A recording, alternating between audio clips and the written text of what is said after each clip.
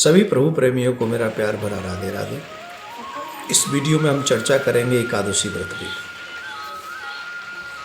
श्रावण मास की शुक्ल पक्ष की एकादशी को किस नाम से जाना जाता है और उसका महात्म्य क्या है, ऐसा प्रश्न धर्मराज ने भगवान श्री कृष्ण से पूछा और इसका व्रत करने से क्या लाभ मिलता है।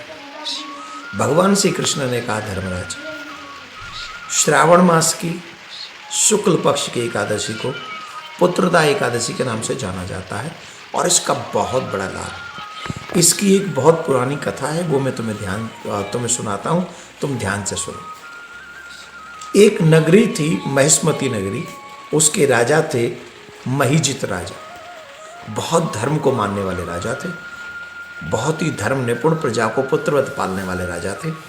पर उस राजा के कोई पुत्र नहीं था, इसलिए वो राजा बहुत दुखी रहता था।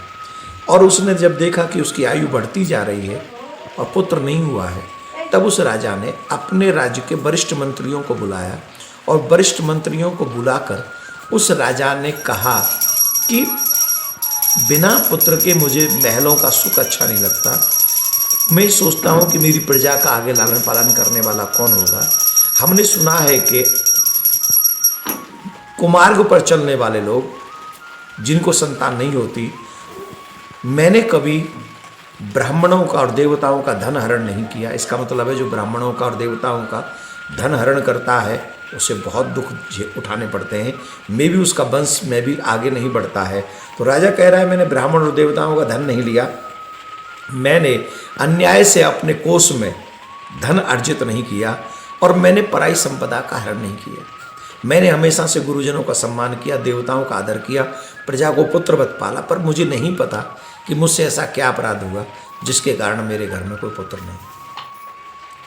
राजा की बात सुनकर प्रजा दुखी हुई और प्रजा के और मंत्री जितने भी लोग थे वो इस दुख को मिटाने के प्रयास करने लगे। बड़े बड़े संत महात्माओं से मिले और उसी समय एक वन में उनकी प्रजा के कुछ लोग गए और उस प्रजा के लोगों को उस वन में लोमस ऋषि का दर्शन हुआ।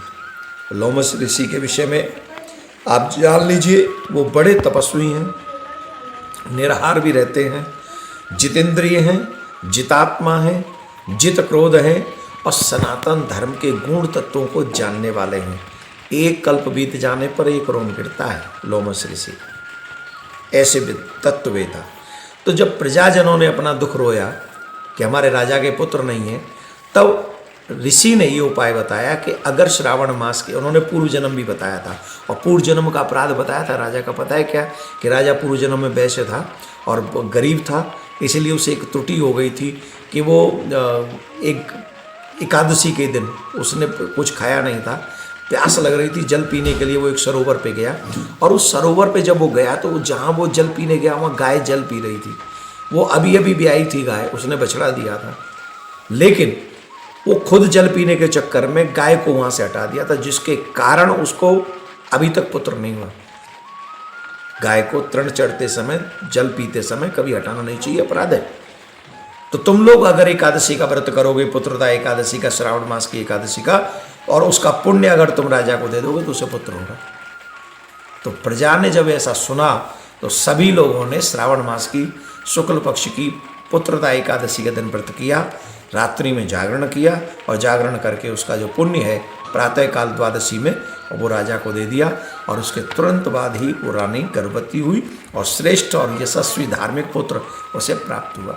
इसलिए राजा ने इस एकादशी को पुत्रदा एकादशी कहते हैं, जो बहुत लाभदायक है। आप सभी से मेरा निवेदन है, ब्रह्म मुहूर्त में उठ के संकल्प कीजिए, नारायण भगवान की पूजा कीजिए, सत्य बोलिए, ब्रह्मचर्य का पालन कीजिए।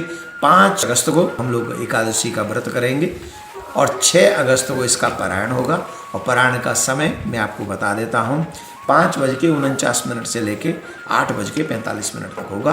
तो आप इस कथा को भी सुने, कथा जरूर सुननी चाहिए एकादशी के दिन।